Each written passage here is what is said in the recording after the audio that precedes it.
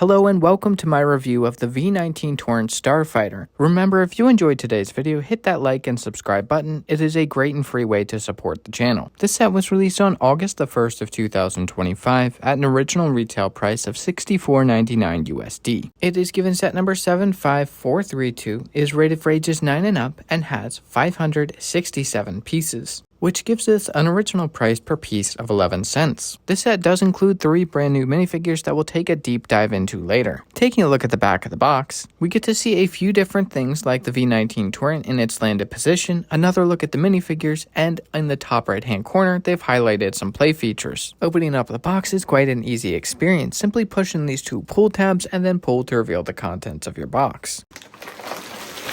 Inside of your box, you will find a total of 5 numbered bags, 1 relatively small sticker sheet, and lastly your instruction manual. And here is your first look at the final product. I have to say I like this one a lot, but there's definitely 1 or 2 things that I have issues with that we'll dive into later. There's a lot to like about this set, especially when it comes to its value, but that's exactly what this video is for, is to help you, the viewer, decide, is this set worth the $65 US that they're asking for? One of the best places to start with that is going to be the minifigures of this set. Starting with one of my favorite minifigures in this set is going to be General Obi-Wan Kenobi in his Clone Wars armor, and he looks absolutely incredible with that torso printing and leg printing, and they've even managed to give him some toe printing. As you may have noticed from the first picture, he does have arm printing, and in my opinion it looks absolutely incredible here. The one downside is, as you can see from his legs, he does not have dual molded legs, which I think would look really nice on this figure. They do give him some printing on the back of his torso, which is very well detailed. And lastly, they do give him a secondary face print, which is more aggressive in nature for battle. Here he is side by side with the version of Obi-Wan Kenobi from the Clone Wars that was in use from 2008 to 2012. And as you can see, there have been some dramatic printing quality improvements over the years, as you should expect. There is definitely some charm to the 2008 figure, but I just personally prefer the more realistic look of the more modern figure. The older figure doesn't have any arm printing or leg printing or even any back printing. Our next minifigure is Asajj Ventress.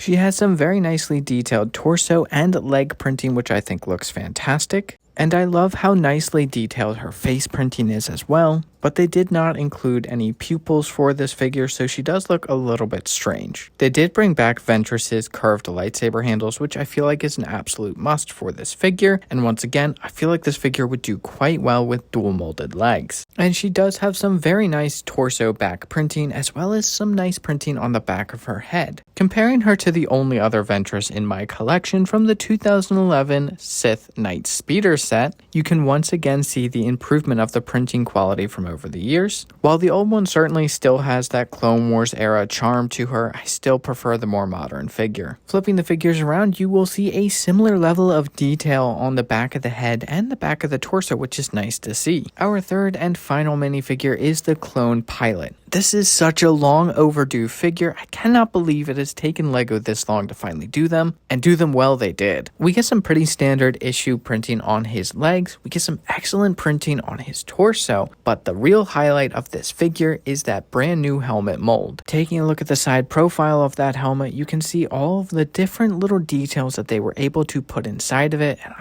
I like this helmet a lot. Taking a look at the back of the figure, you can see how rounded off that helmet is and how smooth they were able to make it, and even some of the line work in the back of the helmet. You also get a look at the back printing, which in my opinion is very nicely detailed. Underneath of the helmet is a pretty standard issue clone face. Putting them side by side with the most recent Clone Pilot minifigure we've received from the LEGO Star Wars team.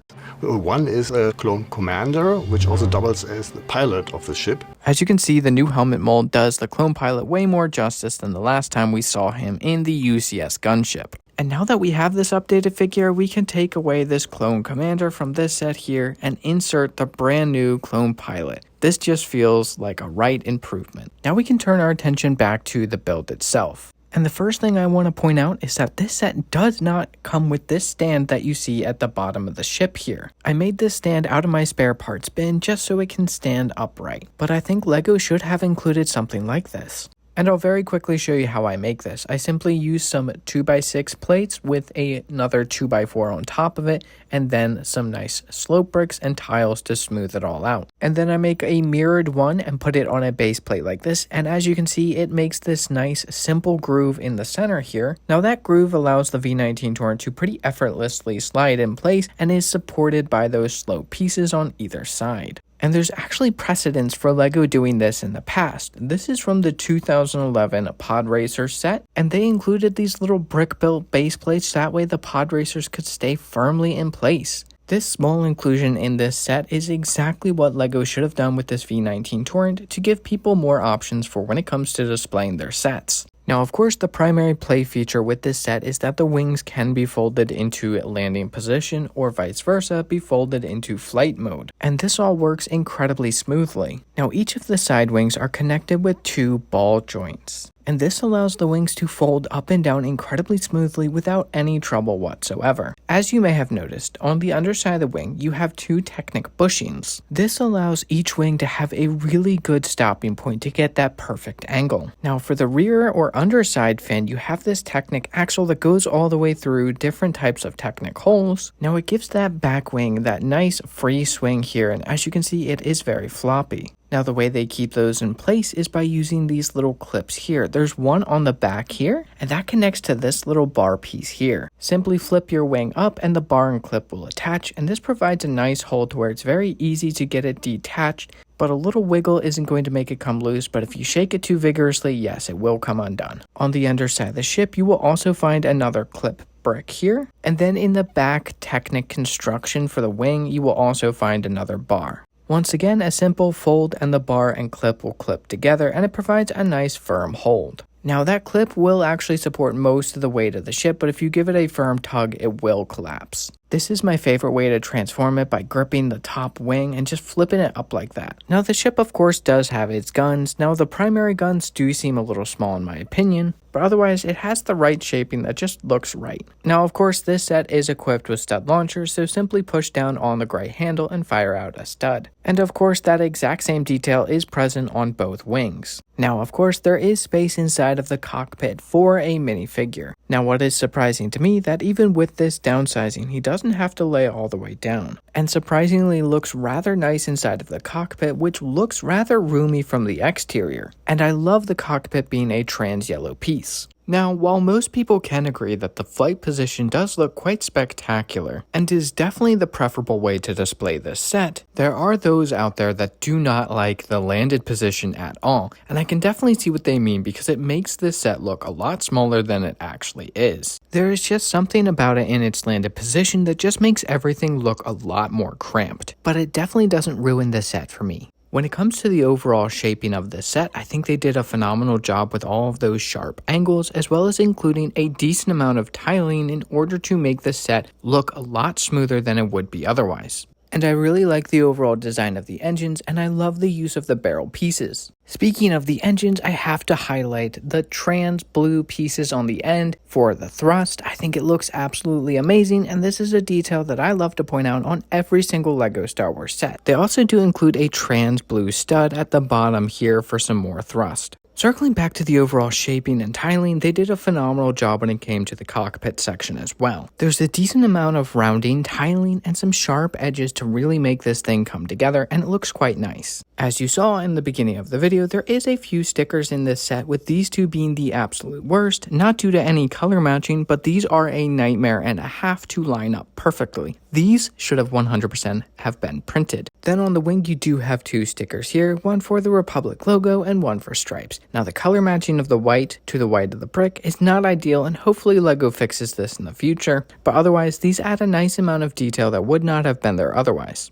And our last sticker here is used in the cockpit for a control panel, and this has a lot of nice detail. I like this sticker. This year we also received the ARC 170 back in January, and it's made me incredibly happy to receive ships that we just don't typically get from LEGO Star Wars. And hopefully this is a trend of LEGO Star Wars remaking sets that they just haven't made for almost a decade, if not longer. Plus, as a big fan of the Clone Wars, I am very happy to receive sets like these. But if you had to pick one of these two sets, which one would you go with? Let me know in the comments below. But with all of that being said, what are my thoughts on this set, and is it worth the money they're asking for? First and foremost, do I think it's worth the money? Not 100%, but it is definitely one of the more fairly valued sets from the August wave. It offers some incredible minifigures, a very fun building experience, and the final product is a very nice V-19 Torrent, even though it is downsized. This is definitely a set I would recommend picking up if you can get it for 15% off or more, so roughly around $55 US.